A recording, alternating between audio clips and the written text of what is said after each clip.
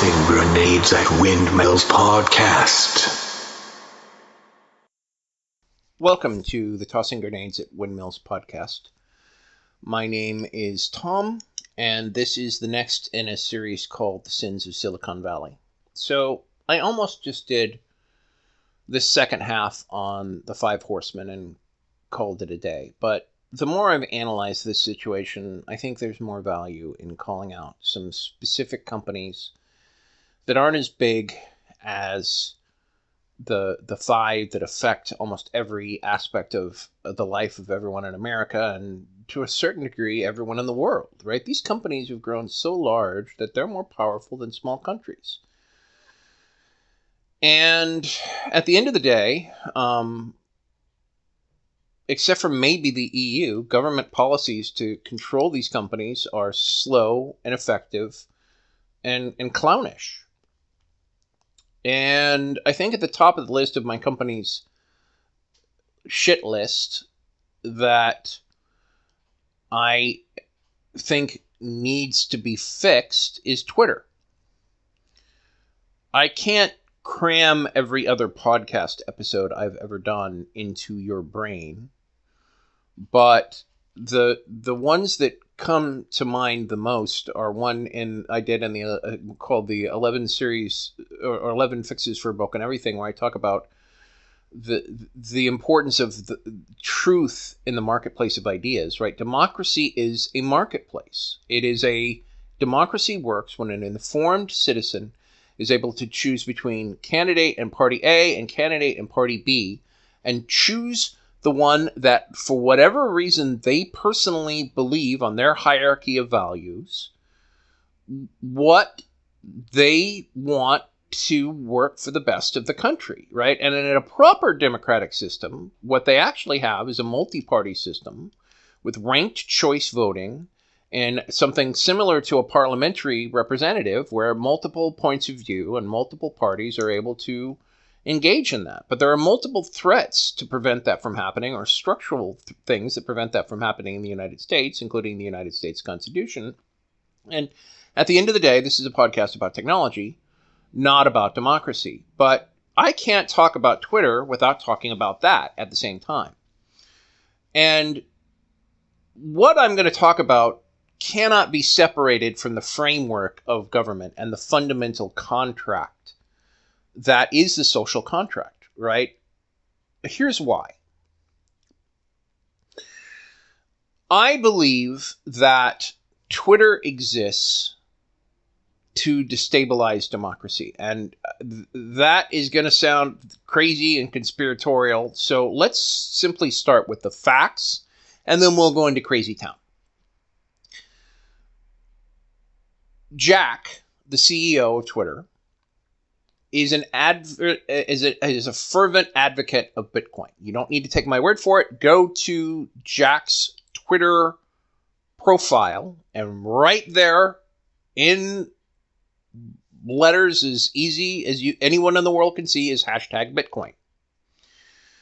There's been a lot of headlines in the last couple of weeks about cryptocurrency, mainly because of Elon Musk and a lot of things about Dogecoin and Bitcoin. And if you're not familiar with cryptocurrency, I'll give you a primer in a bit. But like I said, we're starting with facts, and we'll get into crazy town in just a bit.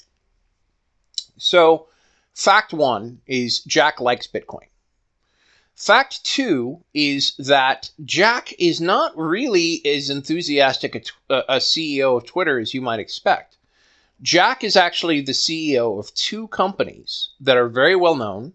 One is Twitter and the other is Square. If you don't know what Square is, I want you to think to any small restaurant or art festival vendor where you've seen an iPad with that little thing plugged into it that runs your credit card, right? The first company that really started doing that, there's a number that do now, but the first company that really started doing that and that really let that take off, where you could take just an iPad and turn it into basically a credit card cash register, was Square.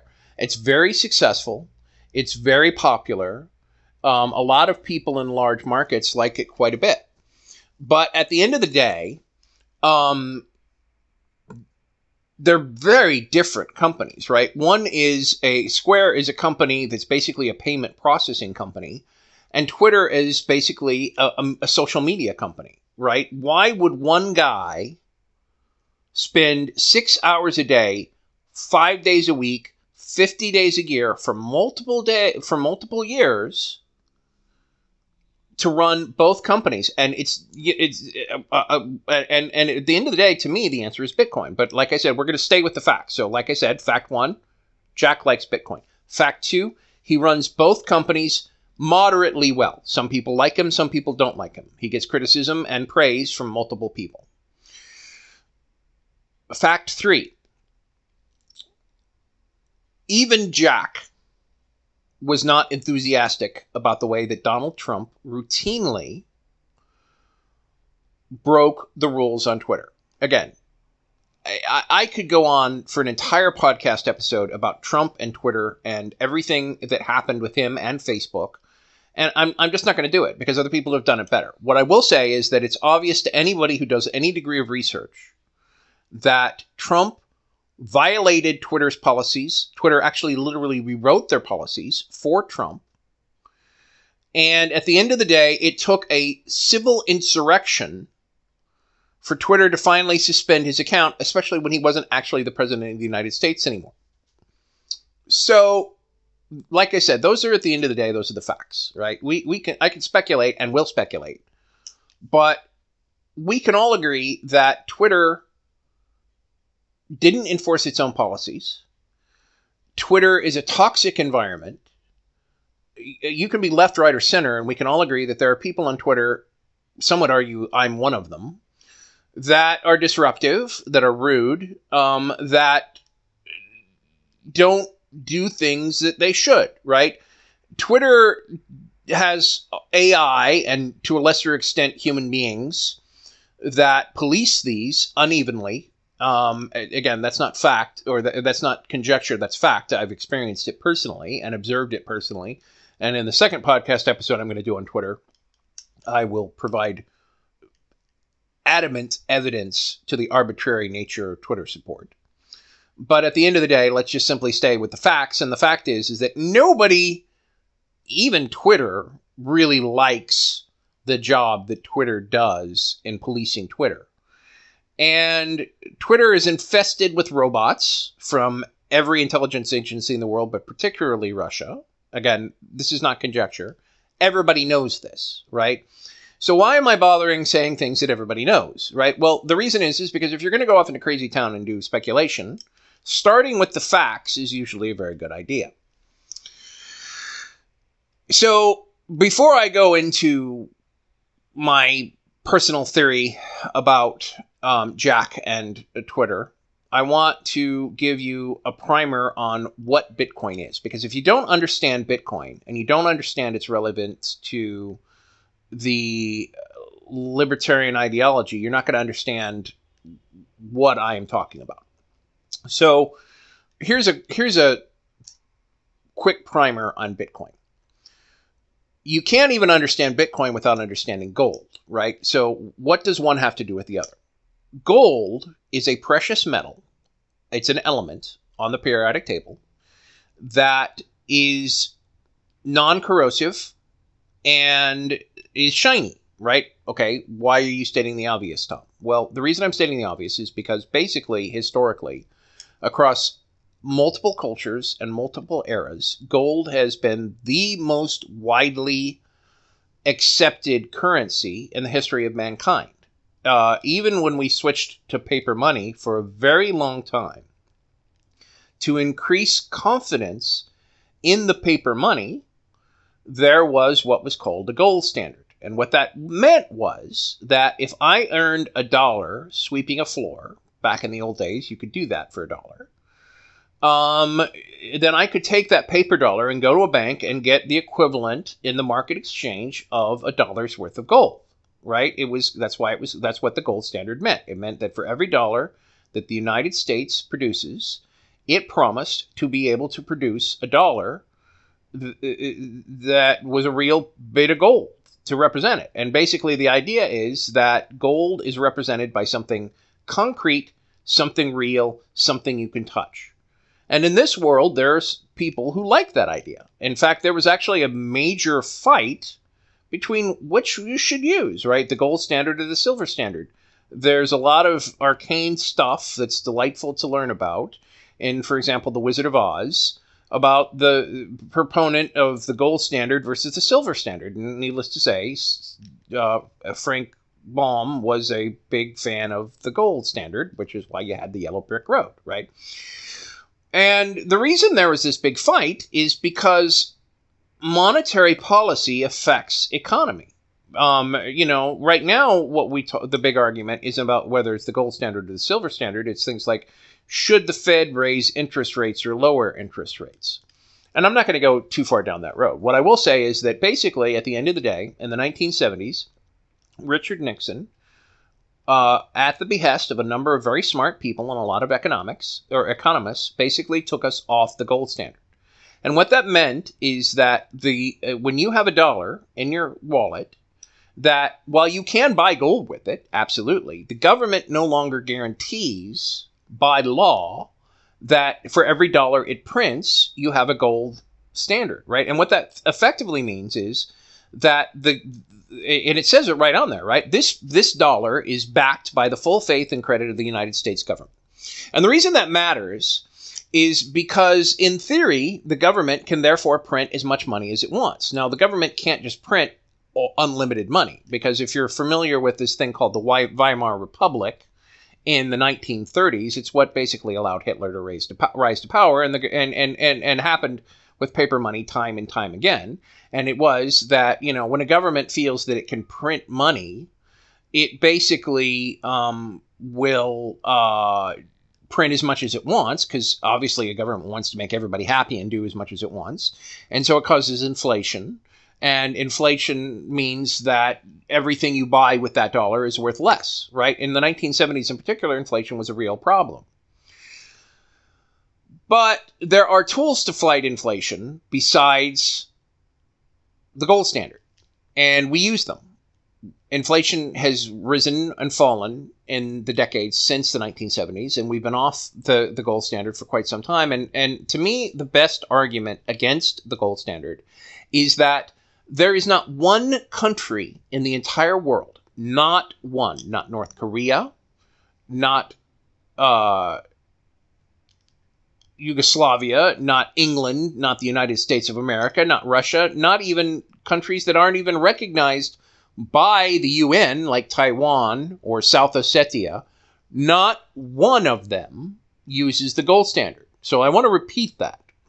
When you have a libertarian who makes an argument for the gold standard, point to the fact that not one government, dictatorship, theocracy, we have a ton of weird governments in this world, right? Some are theocracies, some are autocracies or dictatorships or democracies or democratic republics or parliaments or on and on and on. And not one of them, not one real person who commands a chunk of dirt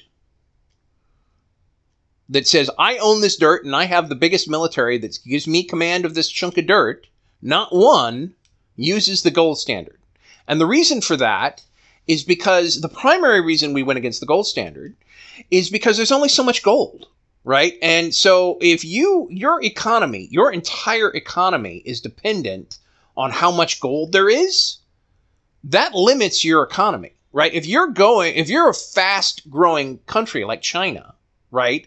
And you want to have money to pay people and you're growing really fast, you want to be able to print enough money for people to have that. Now, you can't print too much money or you go full on Weimar Republic. But if you don't have enough money because you've got gold and you need to go invade some country to take their gold just so you can pay your people, that's crazy town. And that's what the gold standard is. Now, why have I spent 5 minutes talking about the gold standard? Because you cannot understand Bitcoin if you don't understand the gold standard. What Bitcoin is, at the end of the day, is basically a bunch of numbers, right? It's basically a puzzle box. There are exactly, at potential, at max, there will only ever be 32,000 Bitcoins. The way you, quote, mine a Bitcoin is you solve a mathematical problem, kind of like a Rubik's Cube, and each mathematical problem gets a little bit harder. Now, since it's a computer solving it, basically you write a computer program to solve your Rubik's Cube. And the first Bitcoin is, let's say it's really simple. It's got two colored dots on all six sides, right? The next Bitcoin is 3, and the next Bitcoin is 4, and the next Bitcoin is 5, on and on and on. It's not quite that simple, but it's pretty much the same. So that by the time you get to the 32,000th Bitcoin, you've got 32,000 colored dots on every side, and so it's much, much harder to solve. And that comes into the actually very recent thing, which is that Bitcoin has an environmental cost, which is why people are advocating other cryptocurrencies like Ethereum or Dogecoin. And I might do an episode on that at some point, but I'm not going to talk about Ethereum or Dogecoin. I'm just going to focus on Bitcoin. Bitcoin is a mathematical model of the gold standard. It's why libertarians like it. It's why people that like the gold standard like Bitcoin. Bitcoin is an electronic gold standard. In fact, it's even better than a gold standard in their eyes, because with gold, I can go out into space or to another planet and find gold and increase the gold supply that way. Whereas with Bitcoin, that's it. There ain't no more. And people that do not like abstracts, that do not like open-ended systems, we've all met them. People that like to dot every I and cross every T and like their world defined in a certain way, like there to be only so much gold, and like there to be the economic system based on something that they can touch, something they can feel. And, Bitcoin is something they can wrap their head around. They can wrap their head around 32,000. They can't wrap their head around 2,225 trillion, right? That's part of it. The other reason that people that like Bitcoin, and the reason that it's the number one cryptocurrency for the underworld, is because anyone can mine a Bitcoin, right? To make $1, you need a big, complicated printing press. You have special money. It has a special serial number, and counterfeiting is very hard to do, and they make it harder and harder and harder every year. Whereas with Bitcoin, you can't counterfeit a Bitcoin. Okay, so let's go back to what a Bitcoin is. Like I said, it's a puzzle box. So the first thing that you have to understand of what Bitcoin is it's a puzzle box. And the second thing that you have to understand about what Bitcoin is that it's also something called the blockchain. And multiple other cryptocurrencies have adopted this. But basically, it's a ledger. So if you're familiar with what accounting is basically whenever I spend money or earn money, I go to the ledger and I write on the ledger what it is. And with Bitcoin, every time you change money from one person to another, everybody knows it. So it is literally impossible to counterfeit a Bitcoin. You can't do it. It's built into the DNA of the system. And that makes it a lot popular with a lot of people. Now, it makes it popular with a lot of people in particular because if, let's say in the early days of Bitcoin, I had a computer and I mined a Bitcoin and I got it and I had my own wallet and nobody knew where I got it, right? I have money, or if other people recognize it as money, I can spend it and go onto the darknet and buy whatever I want, and other people will take it and do whatever they want. And even though there's a trace from A to B that a government could theoretically find out, it's very difficult if I obscure what I'm doing enough, because the government didn't mint the money, the government didn't give me the money, and so to a libertarian, Bitcoin is very, very attractive, because at the end of the day, it takes the power of money, which is the fundamental core of an economy, away from the government and puts it in the hands of an individual. Well, what's wrong with that, right? Well, the thing is that in theory, there isn't anything wrong with that, except for the fact that you have to remember that in this country, 40% of the people think that Biden didn't win the election and that Trump is a swell guy. And of the remaining 60% of the people, about 20% of those think that we still need to be nice to the other 20% and that we're making too big a deal about what happened in January 6th and that civil war isn't going to happen. and that we need to shut up and go away, la, la, la, la, la, and put their hands on their ears, right? So let's acknowledge the reality that we live in and understand that basically there's a significant chunk of the population that are either jerks or stupid. And the reason democracy works, among other reasons, is that we can all look around the room and see who the jerks are and who the stupid people are. And as long as we can make an informed choice, which is part of what I've gone on and on about a problem with Twitter, is that, when you allow lying, democracy doesn't work. But I'm going to focus on Bitcoin, right? Which is that I believe that the reason that Jack does a job that makes him miserable is because, and like I said, you don't have to take my word for it. Just Google Jack and find like he's on this crazy self-punishing diet, and he does these weird things that like basically self-flagellates himself. And frankly, at the end of the day, I think he's miserable. And most people, when you're a successful tech lord, right? You do the thing that makes them a lot of money and then move on to something else, right? Elon Musk did Tesla, and now he's moving on to SpaceX. He still does Tesla, but he's moving on to SpaceX. Bill Gates did Microsoft, and then he went on and became a philanthropist. Jeff Bezos did Amazon, and now he's moving on to Blue Origins, right? They move on to something else, whereas Jack is methodically dividing his time between Square, which is a company that earns him a lot of money, and Twitter, which earns him some money. Twitter does make a profit, but why would you spend so much of your time on something that I argue makes him miserable? And I will tell you why. Because Twitter destabilizes democracy, which therefore increases Bitcoin. How does it do that, you might ask? Well, let's make a simple observation. We had a civil insurrection in January, and there are no consequences. We literally cannot get legislators who had their actual lives actually threatened in the Republican Party to pass an investigation to get to the bottom of this, right? They are so afraid of Trump, or in the case of the base, so brainwashed, that they literally won't investigate a threat to their own lives. Well, how did that happen? Well, some of that's Fox News, sure, but Fox News has been around for a long time and wasn't singularly responsible for this. Some of this comes from Trump. And I'm going to argue that I don't think Trump could have happened with just Facebook.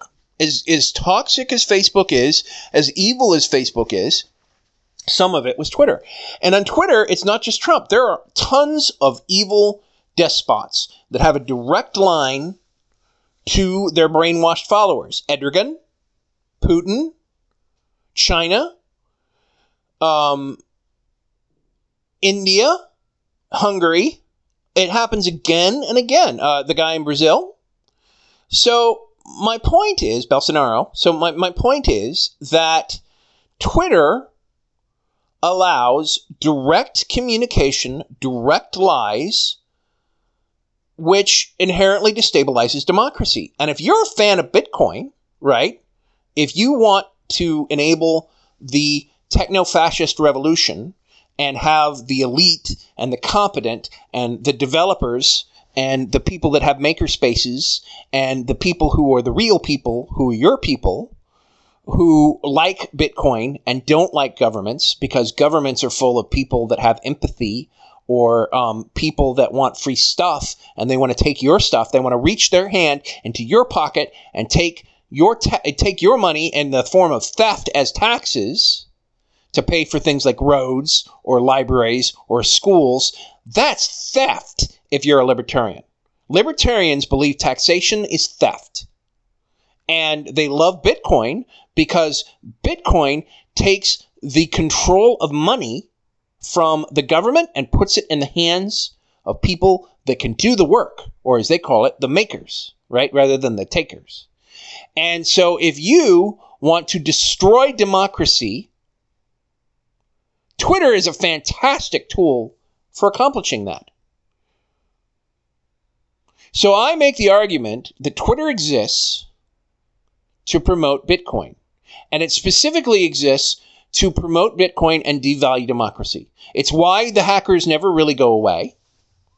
He does what he has to prevent the threshold of anger from getting to a point where they regulate Twitter.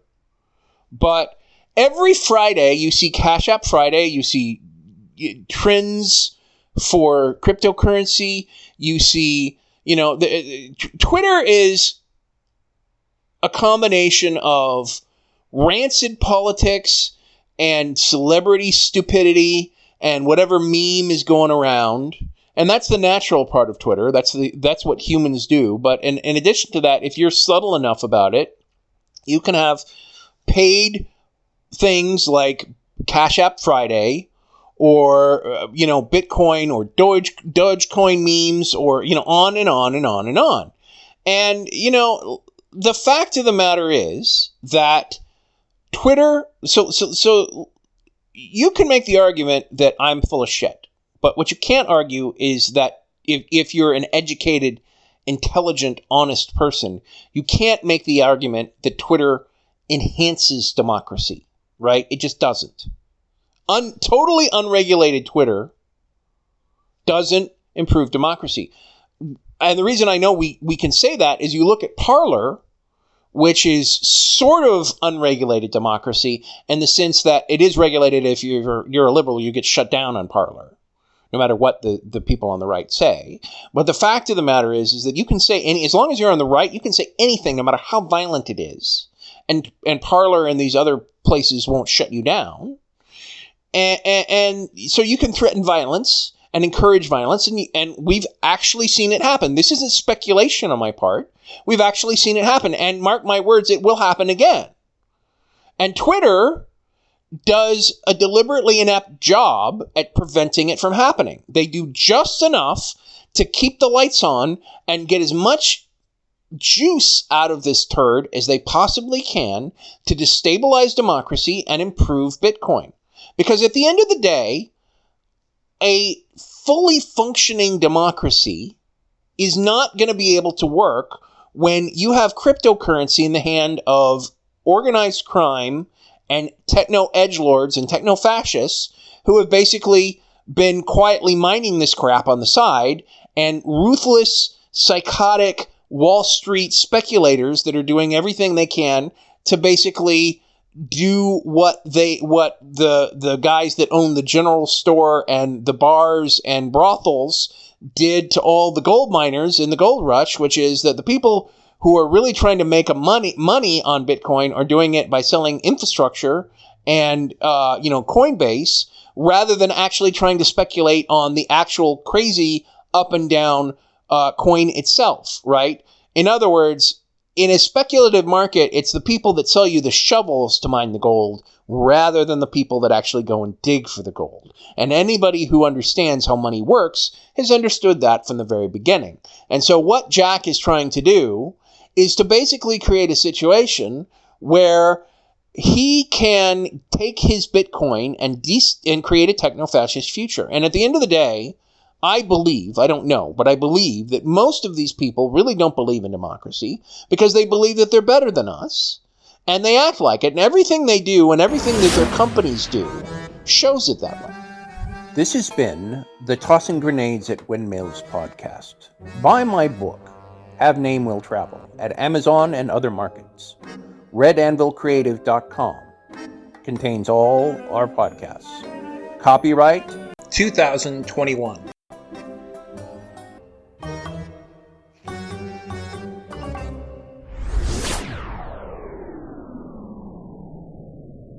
To fight the forces of evil!